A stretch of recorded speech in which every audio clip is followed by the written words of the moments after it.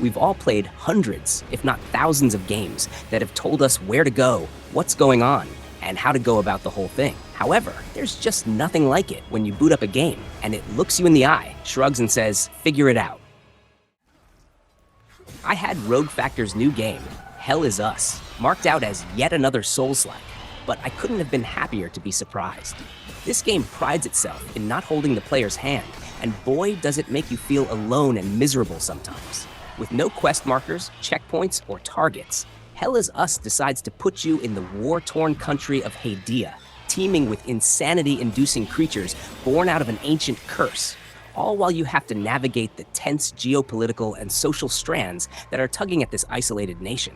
Oh, and the entire while, you don't get a map, or even a mini-map, and all you have to rely on is a truck and your instincts. In Hell Is Us, you must keep an eye and ear out for anything you might see or hear, because the game will never tell you what to do, or what might be important later on. Heck, a major chunk of the game is about discovering the significance of something you might have seen hours ago, and then going back to learn more about this strange, bleak world you're in. Harsh and refreshing, Hell Is Us trusts you to play, explore, fail, and learn, and that's exactly why it sticks.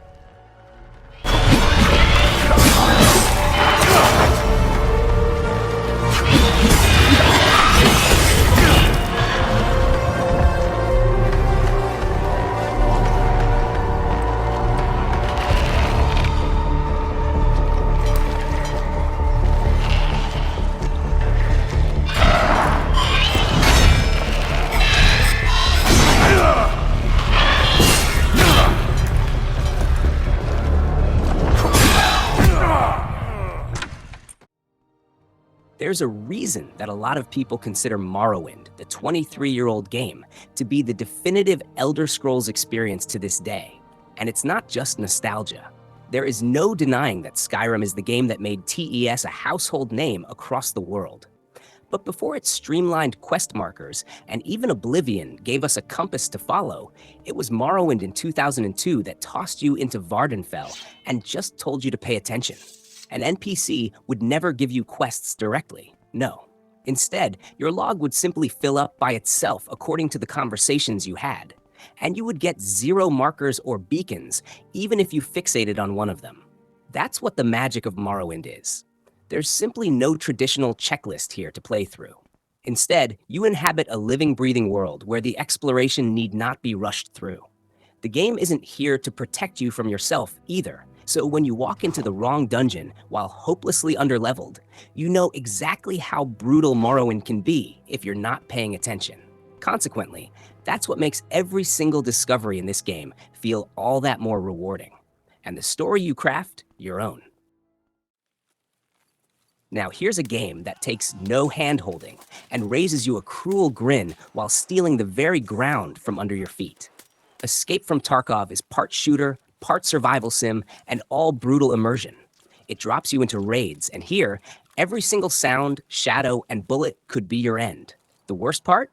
You only figure that out after you die a few times, because the game doesn't bother with giving you even a single shred of guidance to start with. In Escape from Tarkov, there is no minimap, no quest log to rely on, and heck, even the in-game menus feel deliberately obtuse, which, in all honesty, they probably are. You have to learn what ammo works in which weapons, which items are worth keeping for that inventory space, and even how you're going to traverse across the terrain. If you're lucky, you get your questions answered in online communities, or you figure everything out yourself. Either way, the game itself is hell-bent not to help you. Still, that's the fun of it, because when it clicks, Tarkov genuinely transforms into one of the most rewarding games you'll ever play. In a market where run-of-the-mill extraction shooters are a dime a dozen, Tarkov makes every extraction feel like a story you and your friends lived through, because you survived a brutal world that never helped you at any step along the way.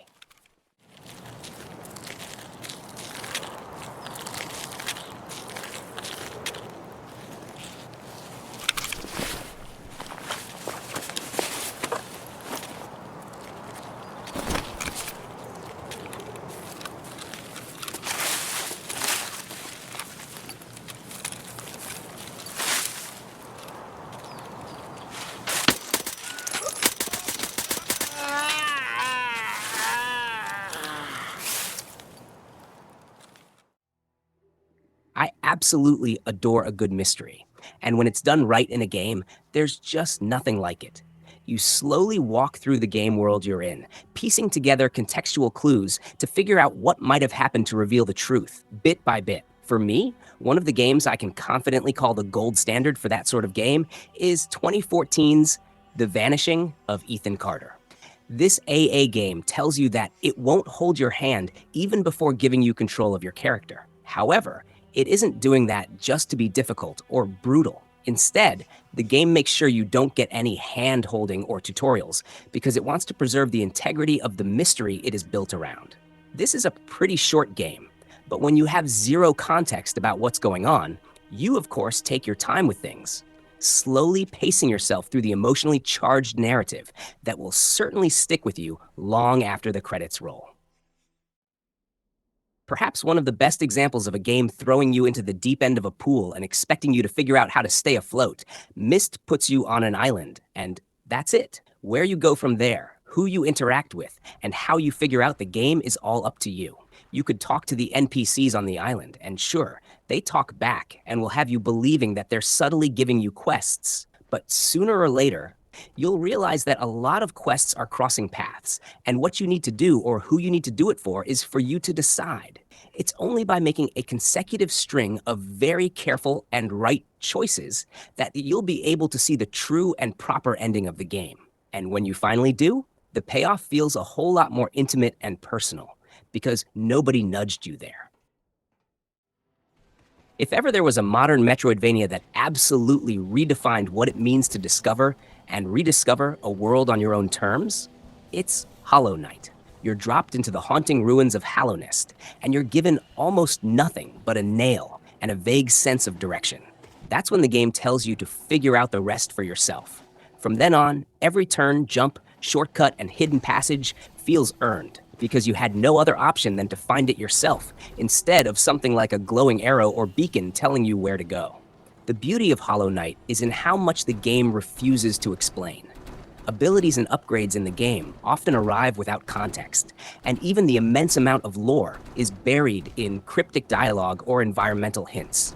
This is a game that expects you to get lost because that's the point, both emotionally and literally. The map you slowly discover then becomes more than just an in-game tool. It becomes a canvas that you've made for yourself through your own steps and discoveries. It took almost an entire decade, but we're glad that its much-awaited sequel, Silksong, did the game justice and only upped the ante for what a brilliant, textbook Metroidvania game looks like. Let's talk about the most obvious one right out of the gate. Truth be told, any game from the entire Soulsborne lineup of games could have been on this list, barring Sekiro perhaps, because the Souls games pride themselves on being brutal and punishing.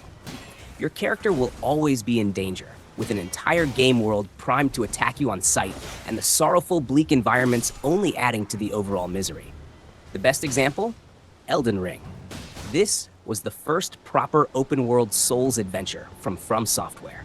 And if any Souls veterans had any doubts about the game being too accessible and easy because they were marketing it for a larger-than-ever audience, the very first day shut those doubts down.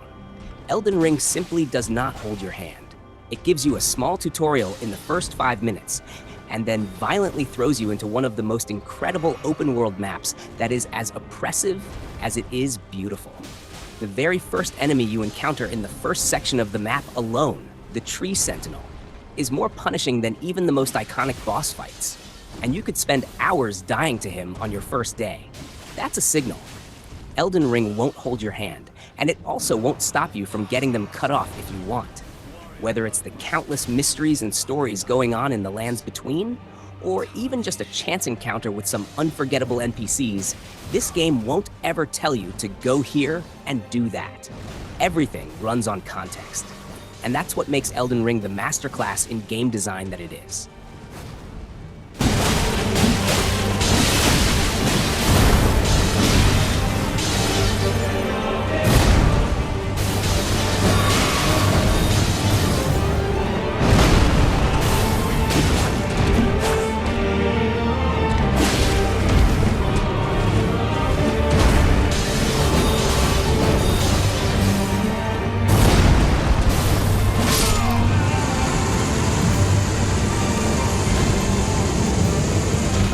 hand-holding isn't a bad thing at all.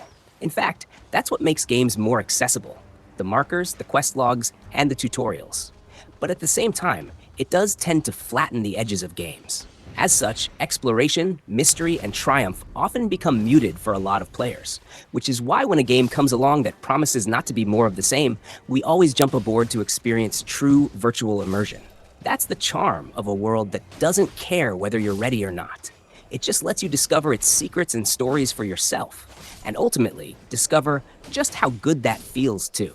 If you enjoyed this list, make sure to hit that like button, subscribe for more deep dive gaming videos, and let me know in the comments which game made you feel truly lost in the best way possible.